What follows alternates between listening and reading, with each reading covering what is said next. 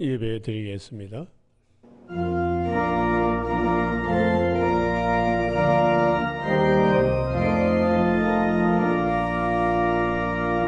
오늘 다윗의 동네에 너희를 위하여 구주가 나셨으니 곧 그리스도 주시니라. 너희가 가서 강보에 쌓여 구유에 누워 있는 아기를 보리니 이것이 너희에게 표적이니라 하더니 홀련히 수많은 천군이 그 천사들과 함께 하나님을 찬송하여 이르되 지극히 높은 곳에서는 하나님께 영광이요 땅에서는 하나님이 기뻐하신 사람들 중에 평화로다 하니라. 아멘.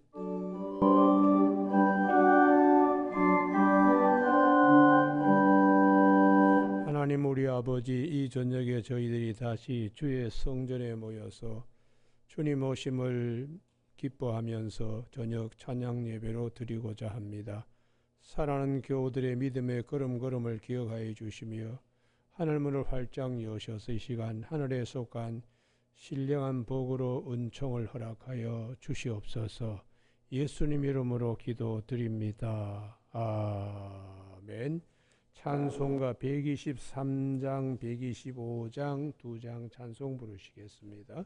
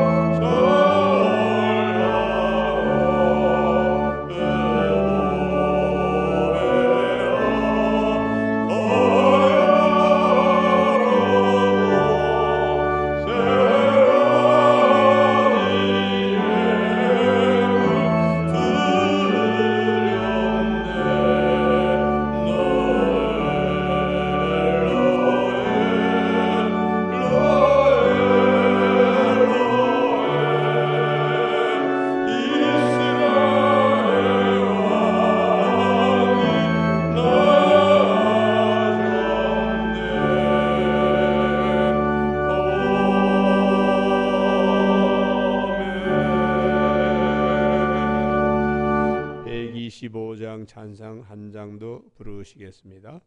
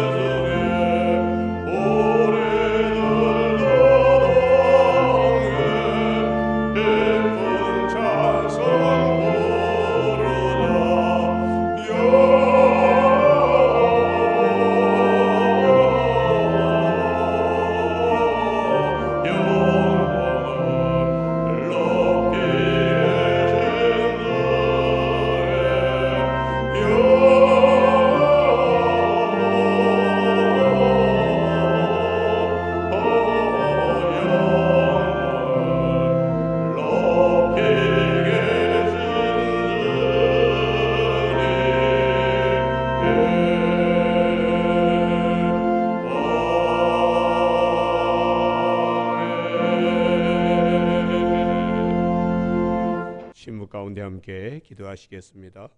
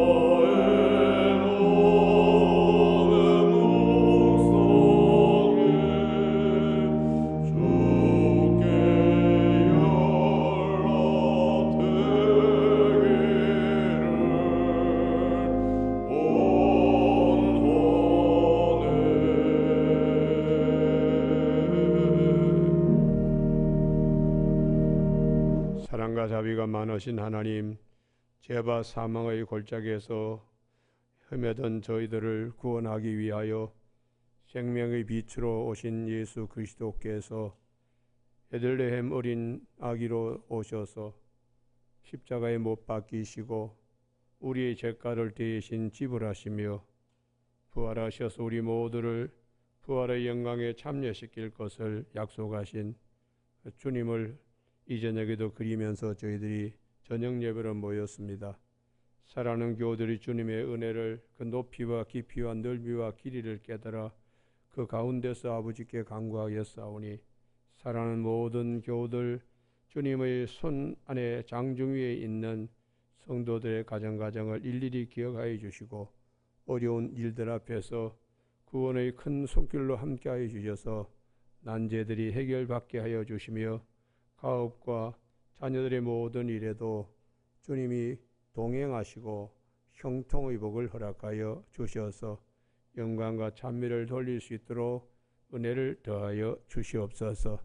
오늘도 이 세상에 여러 가지 많은 어두운 세력들이 많이 있습니다. 주님이여, 저들 가운데 구원받을 백성들을 하나님 속히 구원하여 주셔서 다 천국 시민권을 가질 수 있도록 은혜를 허락하여 주시며 이 세상을 사랑하여 주님이 아기 예수님이 오신 이 귀한 뜻을 잘 기리는 내 나라 내 조국 강산이 될 수 있도록 은혜 허락하여 주시옵소서. 오늘도 저쪽 곳곳에서 주님이 이 땅에 오신 참된 의미를 깊이 묵상할 수 있는 귀한 시간들이 되게 하여 주시길 간절히 바라오며 예수님의 이름으로 기도드립니다. 아멘.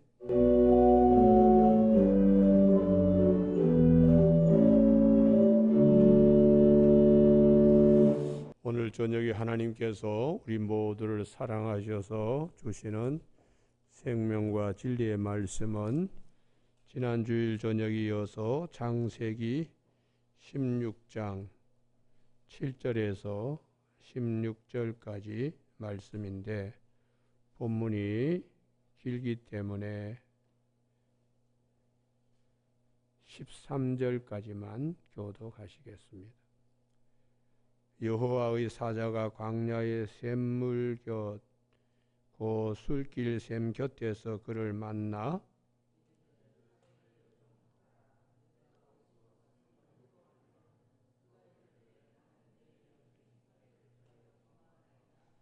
여호와의 사자가 그에게 이르되 내 여주인에게로 돌아가서 그 수하에 복종하라.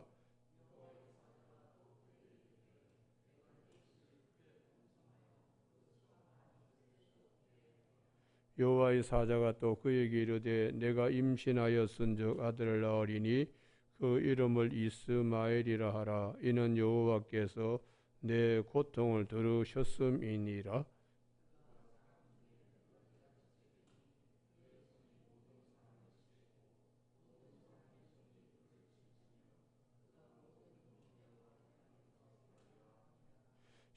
하갈이 자기에게 이르신 여호와 이름을 나를 살피시는 하나님이라 하였으니 이는 내가 어떻게 여기서 나를 살피시는 하나님을 배웠는고 함이라. 같이 읽습니다. 이러므로 그 샘을 부헬라 헤로이라 불렀으며 그것은 가데스와 베레 사이에 있더라. 아멘. 오늘은 부헬라 헤로이, 나를 살피시는 살아계신 이의 운물이라는 뜻의 부헬라 헤로이라는 제목으로 말씀을 나누겠습니다. 우리가 성경을 볼 때에 여러 가지 전개되는 얘기, 스토리가 있습니다. 그 스토리를 통해서 하나님께서 우리에게 주시려고 교훈하시는 진리의 가르침이 있습니다. 예를 들어서 사복음서에 유일하게 나오는 기적 한 가지가 요한복음, 마태, 마가, 누가복음에 공통적으로 나오는 기적, 예수님이 오셔 한 40여 가지 기적을 행하셨는데 그 중에 하나 딱 하나입니다. 오병이어의 기적입니다. 이 오병이의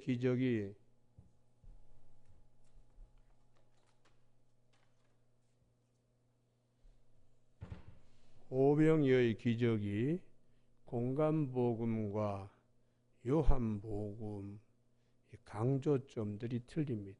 공간복음의 마태, 마가, 누가복음은 다 같이 오병이의 기적으로만 끝나버리는데요. 요한복음은 오병이의 기적 위에 하나님의 계시의 말씀을 거기에 다시 주시고 있습니다.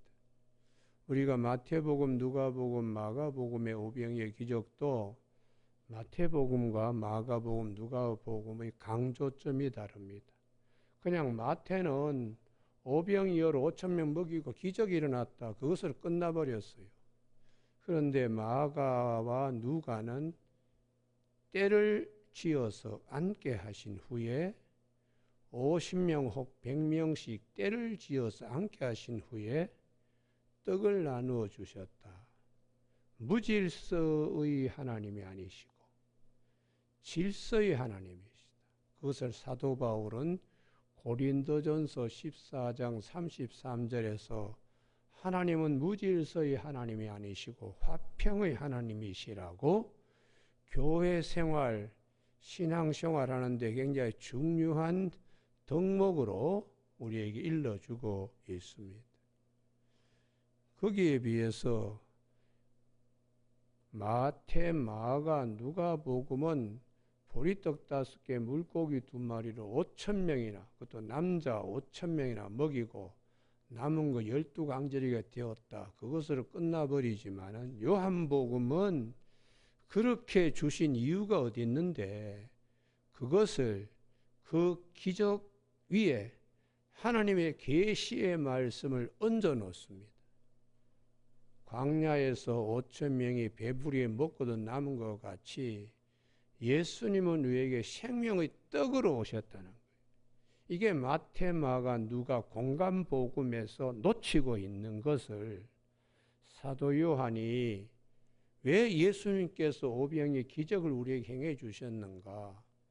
그것은 당신이 생명의 떡으로 우리에게 내려오셔서 주시는 것이라고 요한복음 6장 35절에서 생명의 떡을 주시기 위하여 오신 예수님을 오병이의 기적과 같이 공짜로 값없이 배부르게 누구에게나 주시기 위하여 오셨다고 하는 이게 이제 계시가 그 위에 있는 것이죠.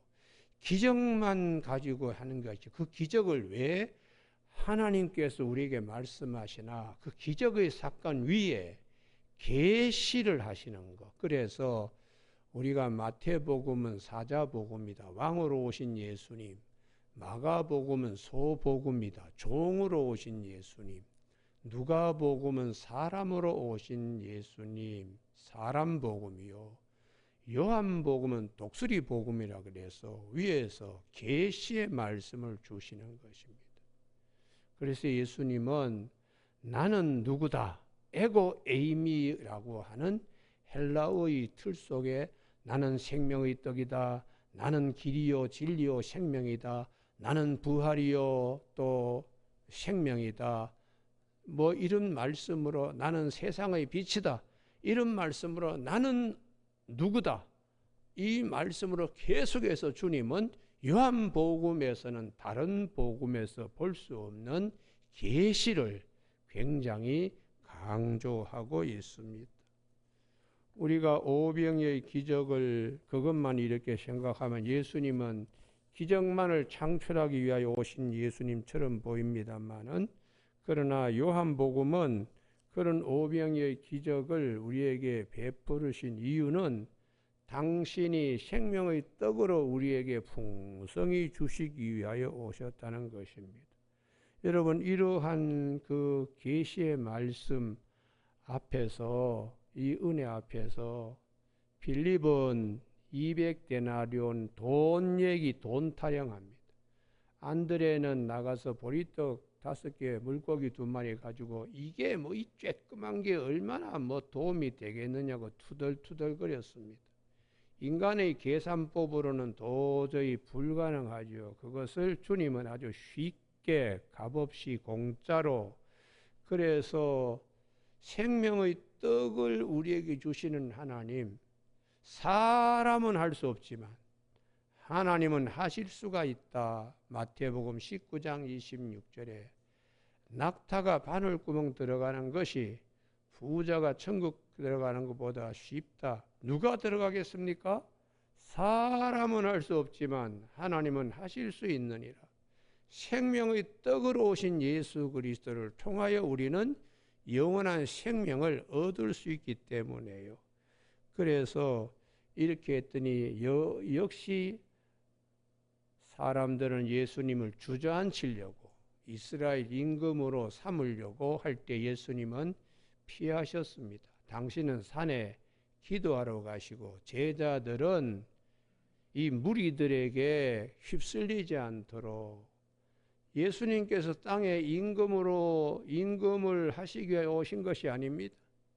생명의 떡을 주시기 위해 당신 자신을 찢어서 주시기 위하여 오신 것이기 때문에 주님도 피하시고 또 제자들도 그 무리와 분리시켜서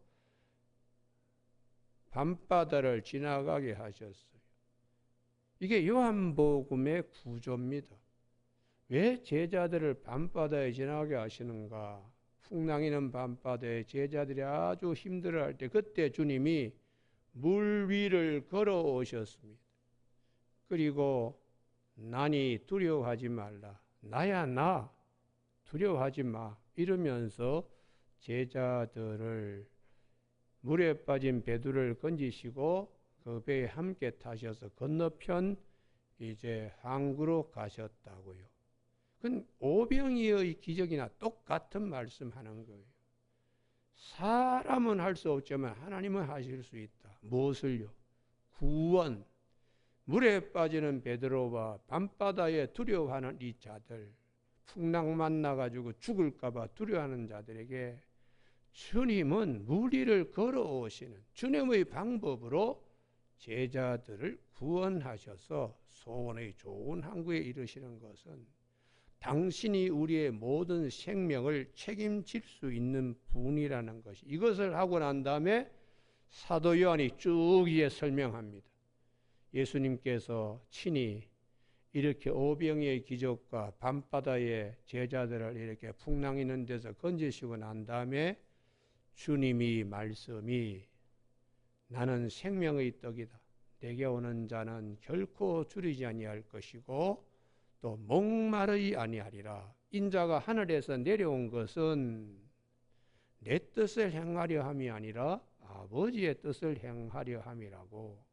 아버지의 뜻은 이것이니 내게 주시는 자 하나도 잃지 않고 마지막 날에 내가 그를 다시 살리는 이것이니, 이렇게 예수님께서는 어떻게 해서든지 한 생명이라도 밤바다에 풍랑이라 가지고 빠져 제자들이 있을 수 없듯이 죽음과 사망의 늪에서 한 사람도 빠져서 허덕이지 않도록 하기 위하여 당신은 물 위를 걸어오시는 방법과 같이 당신 자신을 십자가 상에서 찢어서 우리에게 생명, 영원한 생명을 주시기 위하여 오셨다고 그렇게 말씀하는 것입니다. 그래서 마태, 마가, 누가복음에서는 그냥 기적이 일어났다 그것으로 끝났지만은 요한복음은 그 기적은 왜 하나님이 주셨을까?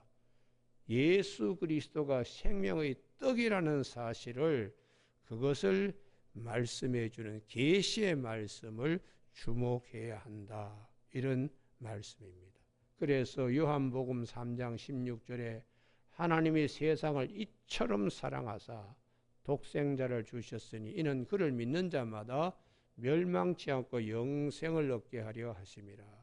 하나님은 사랑이시라고 사도 요한은 요한일서 4장 9절에서 말씀하셨어요. 오늘 본문도 똑같은 하나님의 구원과 사랑을 증거하고 있습니다. 이게 스토리는 다르고 등장인물은 다르고 상황은 다르지만은 하나님은 꺼져가는 등불도 끄지 아니하시고 상한 갈대도 꺾지 아니하시는 하나님 되심을 오늘 창세기 16장 7절 이하에서 말씀해 주고 있습니다. 우리는 지난 주일 저녁에 하갈이 임신하여 여주인 사례를 아주 능멸했잖아요. 그래서 아브라함 가정에 생각지도 않은 풍파가 일어나서 그냥 갈등이 심했습니다. 그리고 6절 제일 끝에 보시면 하갈이 사례 앞에서 도망하였더라. 인간은 누구냐? 하갈과 같은 여주인 앞에서 교만하고 우쭐거리고 하다가 죄를 짓고는 도망하는 도망자 신세. 우리는 이렇게 참 이런 처지에 우리가 인간은 놓일 수가 있는데요. 그래서 주님께서 오신 목적이 마태복음 9장 13절에서 나는 의인을 부르러 온 것이 아니라 죄인을 부르러 왔다. 다 하갈과 같이 도망하는 죄 가운데서 도망하는 그런 존재들과 같다는 것이, 이런 자를 하나님은 살피시고 그리고 그를 다시 그 어려운 처지에서 구원해 주시는 하나님이시다. 그런데 우리가 주목할 것이 있습니다. 7절에 샘 곁에서, 광야의 샘물 곁고 술길 샘 곁에서, 광야의 샘물 곁에서, 여기가 굉장히 중요한 말씀입니다. 하나님의 구원의 역사는 이 샘 모티브로 성경에 여러 번 반복돼요. 광야의 드넓은 곳에서도 사람에게 정말 목이 탈 때에 그 샘이 주는 걸 연명할 수 있는 그 샘이 절대로 필요한 것처럼 인생에 허덕이고 힘들 때에 광야의 샘처럼 하나님께서 우리를 구원해 주시는 샘 모티브가 성경에 여러 군데 나와 있습니다.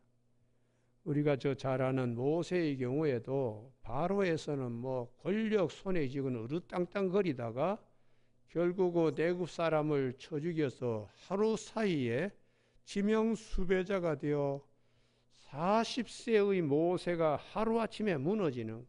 그래서 도망을 치는데 저 미디안 강야로 도망칠 때 어디서 모세는 새로운 삶이 시작되는가? 샘 곁에서 새로운 삶이 시작됩니다.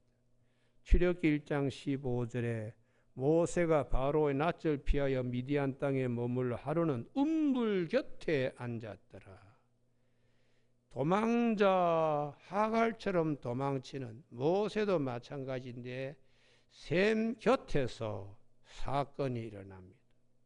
그것은 루엘의 7딸이 양들을 치고 이제 우물로 물을 먹이려고 짐승들 데려오는데 이 건달 같은 목자들이 치근덕거리면서 이 7딸을 이제 쫓아올 때에 모세가 나서서 그 치근덕거리는 그 목자들을 쫓아버리고 그리고는 이 양들을 잘 물을 먹이고 마치기까지 했습니다.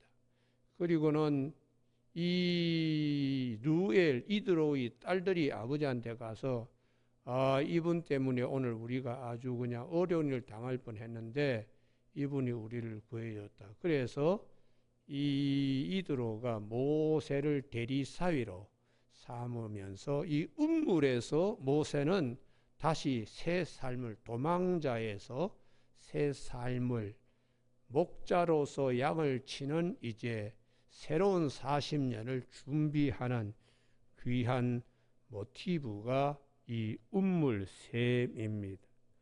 우리는 이것 말고도 창세기 24장에 리브가가 셈에서 이삭의 부인의 배필로 이렇게 낙점이 찍히는, 셈은 인생의 전환점을, 아주 큰 부정적인 것이 아니라 아주 긍정적인 전환점의 모티브로 성경은 많이 말씀하고 있습니다.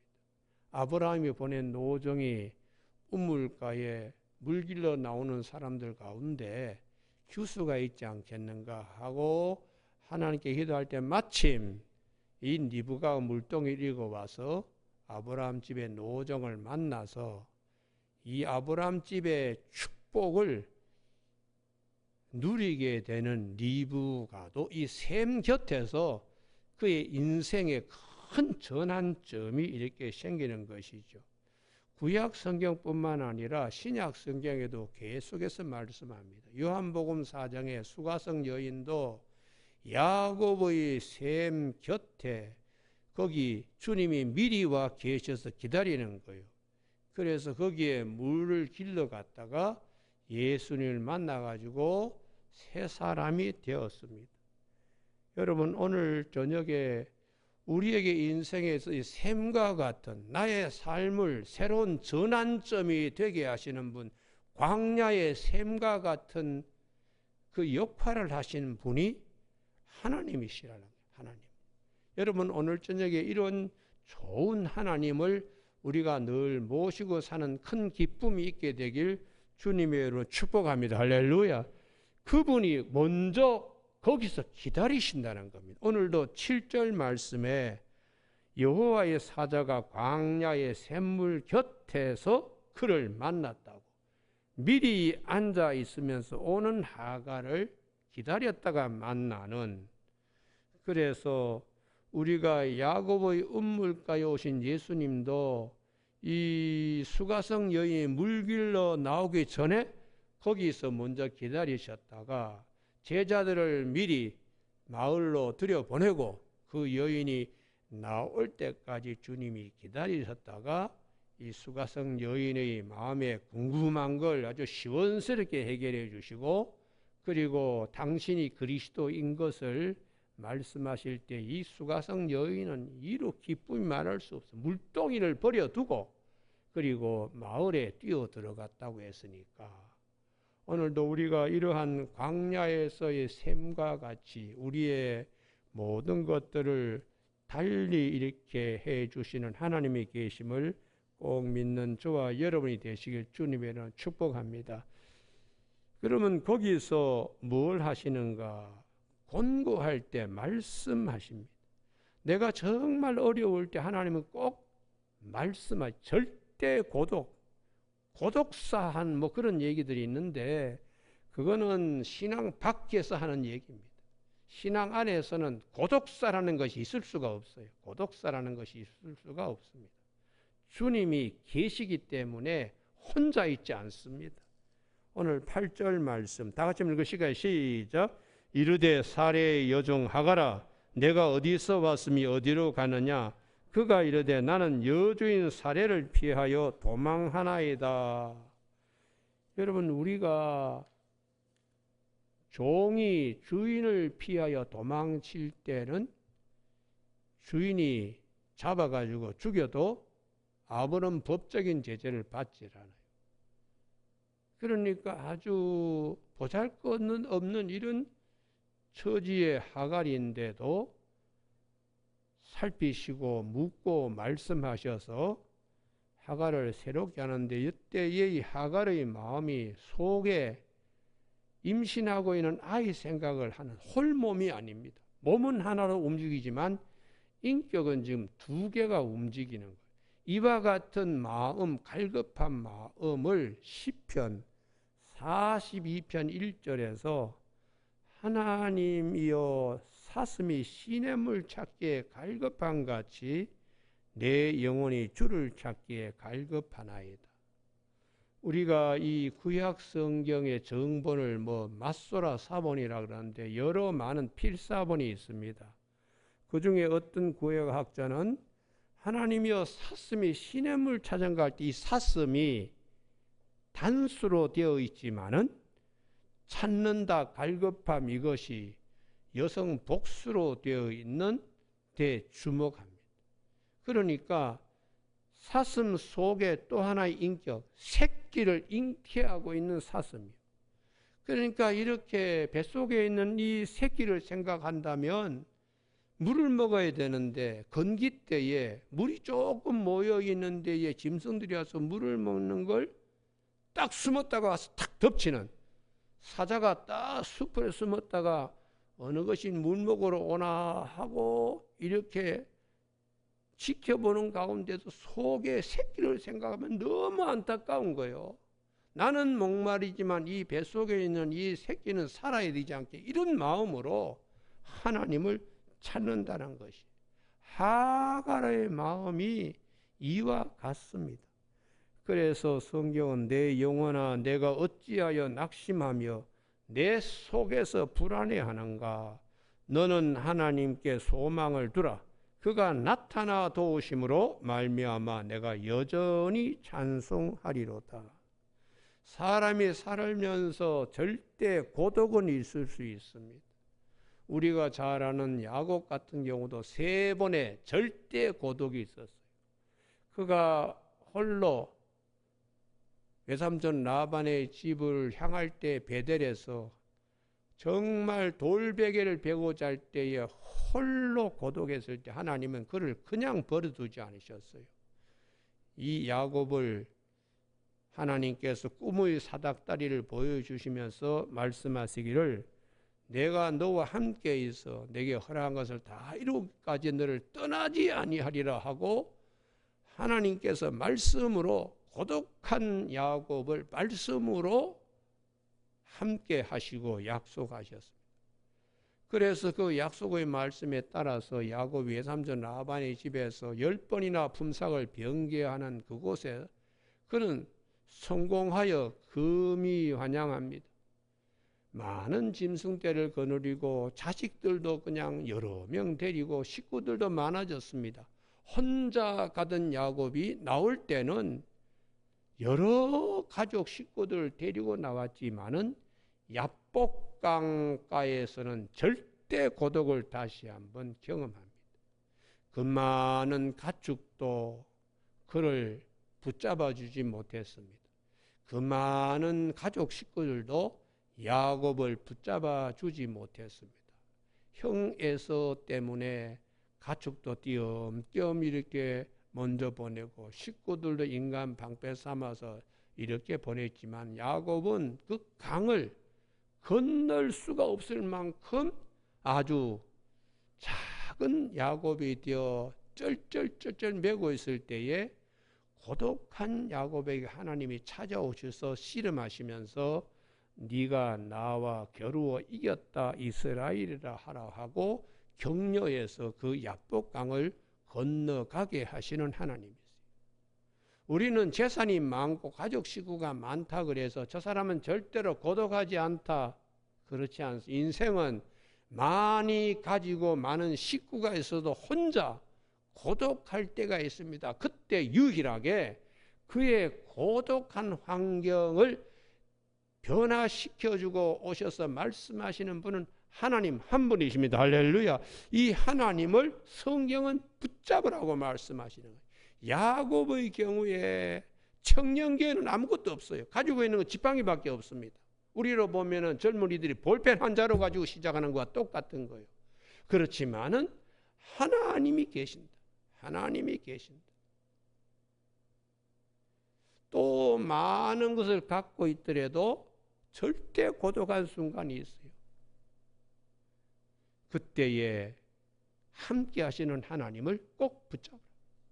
3번째에 이제 어려운 일이 에서의 낯을 피해가지고 어려운 일이 해결되었을 때에 야곱의 신앙권이 느슨하게 됩니다. 그래서 처음 약속했던 베델로 안 올라가고 중간에 아주 좋은 도시 문명권이 있는 세겜에 정착하려고 그가 땅도 사고 또 제단도 만들고 짐승의 우리간도 만들고 하다가 생각지도 않다가 집안에 풍파가 일어나지요. 딸 디나가나 성폭행 당하고 또 세겜 거민에게 시몬과 레이가 가서 할례 받고 있는 그들에게 칼로 사람들을 찔러가지고 죽이고 짐승들을 노략질 해오고 하니까 야곱이 이번에는 간이 콩할 만하게 되었어요.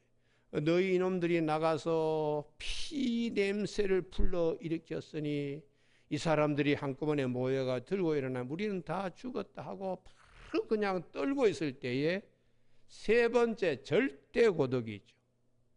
그때 하나님께서 창세기 35장에 찾아오셔서 네가 처음 약속했던 베델로 올라가라 하고 하나님께서 엎어져 있는 야곱을 일으켜 세워서 그 길을 가게 했습니다. 그랬더니 아주 무사하게 베델에 와서 그는 엘 베델의 하나님이라고 그는 그렇게 고백하는 것입니다.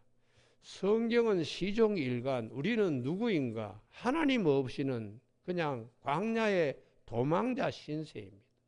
그러나 하나님이 계시기 때문에 절대 고독한 가운데 절대 힘든 가운데도 하나님은 찾아오셔서 말씀하시는 분이시기 때문에 시편 기자는 시편 118편 7절에서 하나님은 돕는 자 중에 계시기 때문에 내 편이시라고 그렇게 고백하는 것이죠.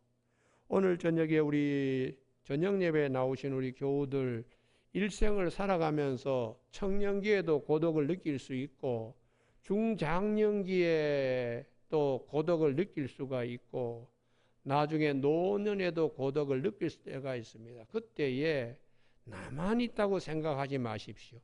찾아오셔서 말씀하시는 분이 계신다는 사실을 꼭 기억하는 저와 여러분이 되시길 주님이라 축복합니다. 할렐루야. 그래서 야고보 사도가 야고보서 5장 13절에 너희 중에 고난당하는 자가 있느냐? 그는 기도할 것이요. 고난 가운데 혼자 있다 생각하지 마라. 너 기도를 들으시는 하나님이 있어. 그것을 야고보 사도가 야고보서 5장 13절에서 즐거워하는 자가 있느냐? 야, 행제 만났다. 뭐 그럴 때에 행제 만났다 그것으로 좋아하지 말고 하나님을 찬송할 수 있는 즐거운 일이 있느냐? 그는 하나님을 찬송하라고. 하나님을 바라보는 믿음으로 들뜨지 말고 무절제하지 말고 아담하고 참한 품성으로 하나님을 찬송할 수 있는 자가 되어야 되지 않겠느냐. 이게 야고보서 5장 13절이에요. 못되면 못되었다고 비굴하고 잘되면 잘되었다고 교만하고 그렇게 인생에 널뛰게 하지 말고 고난을 당할 때나 즐거운 일이 있을 때 항상 주만 바라봐라. 그것이 야고보서 5장 13절의 말씀입니다. 여러분 오늘 저녁에 하갈에게 하나님께서 새 길을 열어주시는데 그것은 9절 다 같이 한번 읽으실까요? 시작. 여호와의 사자가 그에게 이르되 내 여주인에게 돌아가서 그 수하에 복종하라. 이 말씀으로 하갈의 새 길을 열어주는 겁니다. 돌아가더라도 사례는 여주인이고 하갈은 여종입니다. 그러면 무엇이 달라질까요? 수하에 복종하라.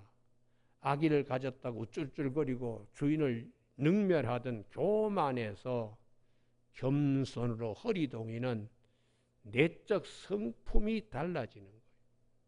하나님께서 우리에게 갈 바를 알지 못할 때에 내 내면의 변화가 되게 말씀하십니다. 예전에는 좀 가지고 있다고 우쭐쭈 교만하던 옛사람을 벗어버리고 오직 마음을 새롭게 하고 심령을 새롭게 해서 하나님을 따라 의와 진리와 거룩함으로 새 사람을 입으라. 그러니까 환경은 달라지지 않아도 나는 바뀝니다. 이게 하나님께서 하갈을 새롭게 하는 것이죠. 이것으로 하나님이 우리에게 말씀하세요. 우리에게 내적 성숙, 내적 변화, 이게 하나님께서 얼마나 귀하게 여기시는가. 오늘 저녁에 우리 모두에게 이와 같은 하나님의 기쁜 뜻을 잘 살피는 저와 여러분이 되시길 주님의 이름으로 축원합니다. 돌아가서 누가복음 15장의 탕자의 경우에도 마찬가지죠. 아버지 유산을 갖다가 거의 탕탈하다시피 절반을 뚝 잘라가지고 빨리 현금 처리하니까 그 물건이 뭐 아주 그냥 값싸게 팔아버리는 거죠. 현찰화 시켜서 멀리 가서 띵까 놀다가 다 까먹었어요. 나중에는 뭐 돼지 치든, 유대인들이 가장 싫어하는 것이 돼지인데, 그 돼지 치든 그 돼지우리, 거기에 그 돼지들에게 주는 그 쓴 뿌리의 풀도 쥐엄나무라 그래서, 이건 쥐엄나무 열매는 아주 써서 사람들은 못 먹습니다. 그것도 없어서 못 먹을 만큼 그렇게 되었을 때에, 바닥을 치고 있을 때 그가 돌이킵니다. 후회하는 거죠. 내 아버지 집에는 양식이 넉넉한 자가 얼마나 많은가. 내가 이제 돌아가서 아버지께 나를 품꾼의 하나로 써주십시오 하고 이에 일어나서 돌아갔다고. 여러분이 돌이키는 것이 대단히 중요합니다. 탕자가 돼지우리의 지엄나무를도 못 먹을 때에 몸을 돌이켜서 아버지 집으로 향할 때 이미 아버지는 저기서 아들을 눈 빠지게 기다리고, 그리고 풍성한 잔치를 해줄 아버지가 거기에 기다리는 거죠. 그러니까 성경은 우리가 이 돌이킨다는 것이 얼마나 귀한 것인가. 오늘 저녁에 돌이키면은 하나님은 저기서 주실 준비로 기다리고 계시는 아버지. 여러분, 오늘 저녁에 이와 같은 체험들이 있어지길 주님의 이름으로 축복합니다. 할렐루야. 예. 하갈이 하나님의 사자가 너 돌아가라. 여기서 여주인 사례가 내치겠습니까?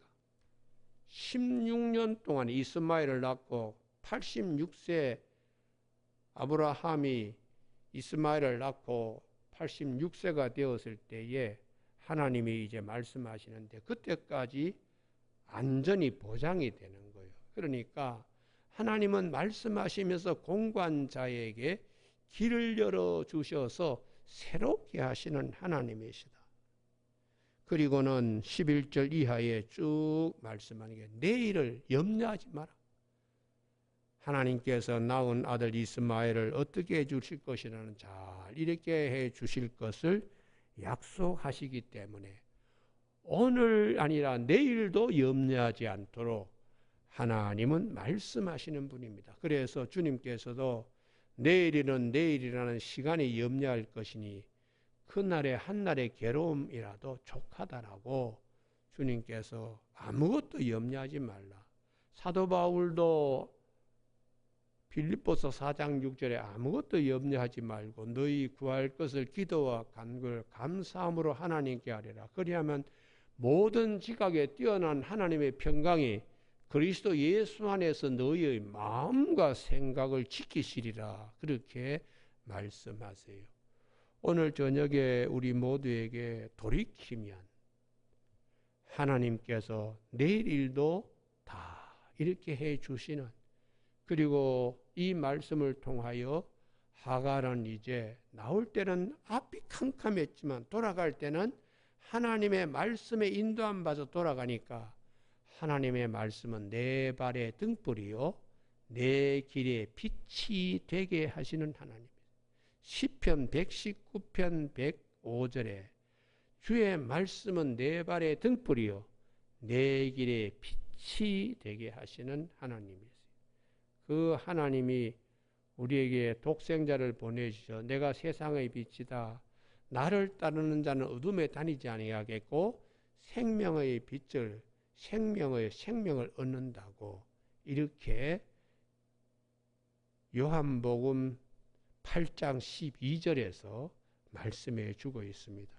오늘 저녁 우리 모두 살피시는 하나님, 우리의 모든 고통 가운데 살피시고 새롭게 하여 새 길을 가게 하시는 하나님, 부엘라 헤로이 하나님이 우리와 함께 하심을 꼭 기억하는 우리 모두가 되시길 주님의 이름으로 축복합니다. 기도하시겠습니다.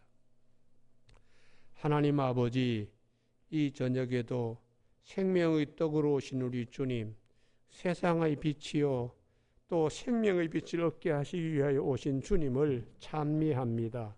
어려울 때에, 방황하고 고통받고 있을 때에 찾아오셔서 말씀하시고 위로하시고 광야의 샘물과 같이 우리를 시원케 해드리는 주님의 은혜에 감사하며 살아갈 수 있는 우리 모두가 되게 하여 주시길 원하오며 예수님 이름으로 기도드립니다. 아멘.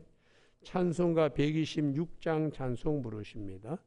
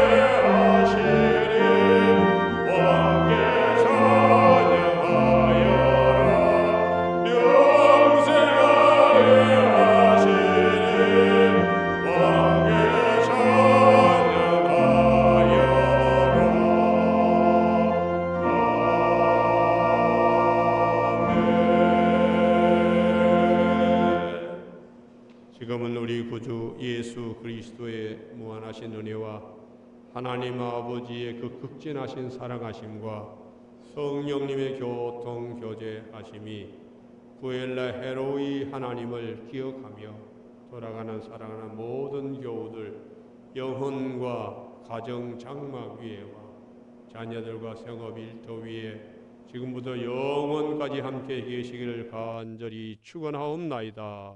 아멘.